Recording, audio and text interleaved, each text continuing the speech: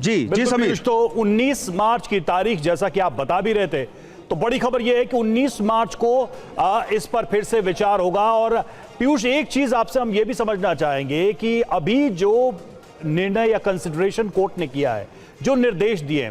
पहले के आदेश के हिसाब से ये नियम लाए गए थे कोर्ट के ही, तो क्या कोर्ट के इस निर्देश को ऐसा समझा जाए कि उसके ही निर्देश को गलत तरीके से या सही तरीके से न इंटरप्रेट करते हुए ये सारे नियम बनाए गए? मतलब उसके आदेश का रिफ्लेक्शन इन नियमों में नहीं था, ये कोर्ट ने एडमिट किया है।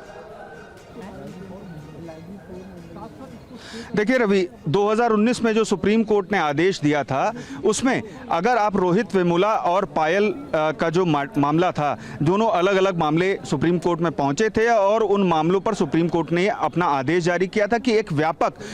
नियम बनाए जाएं ताकि रैगिंग देश भर में विश्वविद्यालयों और कॉलेजों में रुके। लेकिन उसमें सुप्रीम कोर्ट ने कहीं ये नहीं कहा था कि सामान्य वर्ग के छात्रों के साथ में भेदभाव किया जाए। और चूंकि यूजीसी के जो नियम लाए गए नए, उसमें स्थिति स्पष्ट होती है, उसमें एससी, एसटी, ओबीसी को रखा गया, लेकिन जो उपचार था सामान्य वर्ग के लिए वो कहीं नहीं रखा गया। क्योंकि अगर किसी सामान्य वर्ग के छात्र के साथ अगर कोई सीनियर रैगिंग करता है, तो ऐसी स्थिति में क्या जो मौजूदा कानून है उसके तहत कार्रवाई होगी, और या फिर जो विश्वविद्यालय अपने नए नियम लाया है उसके तहत कार्रवाई होगी? ये बिल्कुल स्पष्टता नहीं थी, क्योंकि उनको इसलिए सवाल भी था कि 15 दिनों की डेडलाइंस लगाना या यूजीसी के ग्रांट्स को रोक देना, सब्जेक्ट्स की मान्यता खत्म कर देना और उसके बाद कैंपस में पुलिस को इंक्लूड करना इस पूरे प्रोसीजर में, क्या ये सारी बातें कोर्ट के 2019 के आदेश के अनुरूप ही थी? कोर्ट के इस निर्देश को, अब के ताज़ा जो फैसले हैं या जो गाइडलाइंस दी गई हैं या जो इंस्ट्रक्शन दी गई, उसको कैसे देखा जाए इस कॉन्टेक्स्ट में, इस संदर्भ में, ये जो बाकी नियम बनाए गए थे उसके संदर्भ में?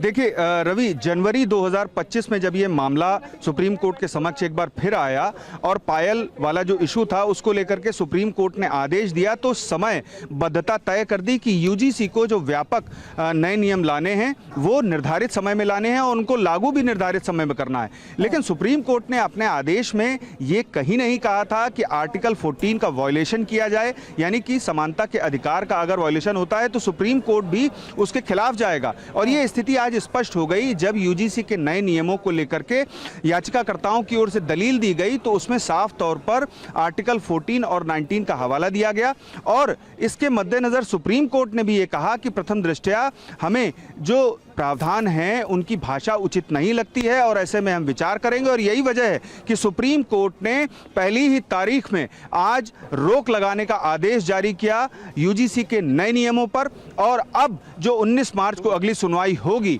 उसमें यह देखना होगा कि केंद्र सरकार की ओर से क्या जवाब दाखिल किया जाता है, क्योंकि सुप्रीम कोर्ट ने अपने 2019 के और जनवरी 2025 के जो आदेश दिए थे उसमें ये स्थिति स्पष्ट थी कि रैगिंग पर रोक लगाई जाए। ठीक है पीयूष, एक बात थोड़ा स्पष्ट और करिए कि सीजीआई की ओर से कहा गया है कि इन नियमों पर इसलिए रोक लगाई जा रही है क्योंकि इनका दुरुपयोग हो सकता है। तो क्या जो अगली सुनवाई होगी और कोर्ट की ओर से कहा गया है कि इस पूरे मामले पर नया ड्राफ्ट बनना चाहिए, तो क्या अगली सुनवाई में नया ड्राफ्ट बनकर आएगा? देखिए, ये कहना अभी जल्दबाजी होगी, चूंकि कमेटी का फॉर्मेशन होगा और 19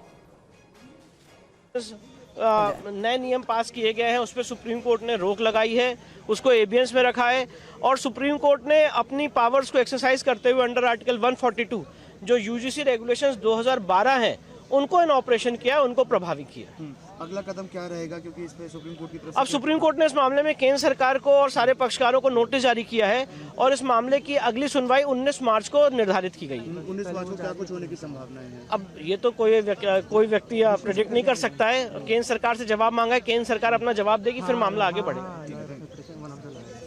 मेन काउंसिल नहीं है। पीयूष, एक सवाल आपसे ये करना चाहती हूँ कि रीड्राफ्टिंग की जो बात कही जा रही है, कमेटी बनाने को लेकर जो बात की जा रही है, क्या उसको लेकर भी आज ही ये क्लैरिटी हो सकती है कि कमेटी में कौन कौन होगा? रीड्राफ्टिंग अगर होगी तो समीक्षा किस लिहाज से, किन पहलुओं को ध्यान में रखकर होगी? क्योंकि आज की ऑब्जर्वेशन में रैगिंग का मामला आपने सबसे पहले मेंशन किया और उसी में ही हो रहे भेदभाव को देखते हुए ये एक बहुत बड़ी और स्ट्रॉन्ग स्टेटमेंट आज कोर्ट की तरफ से आई।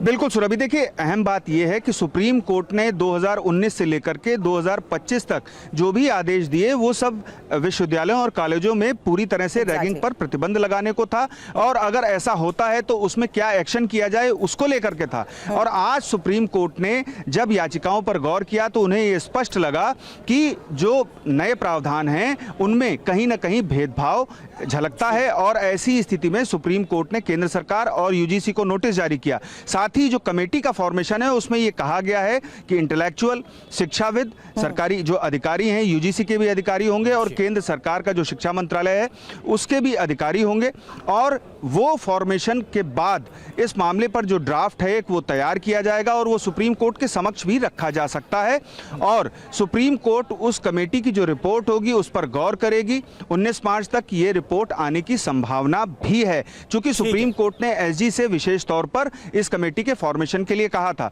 और सुप्रीम कोर्ट ने रोक इसलिए लगाई क्योंकि दुरुपयोग हो सकता है। जाहिर सी बात है कि अगर रोक नहीं लगाई जाएगी तो नए नियम लागू रहेंगे, तो ऐसी स्थिति में उसके दुरुपयोग की संभावना थी, और दुरुपयोग रोकने के लिए सुप्रीम कोर्ट ने नए नियमों पर रोक लगा दी।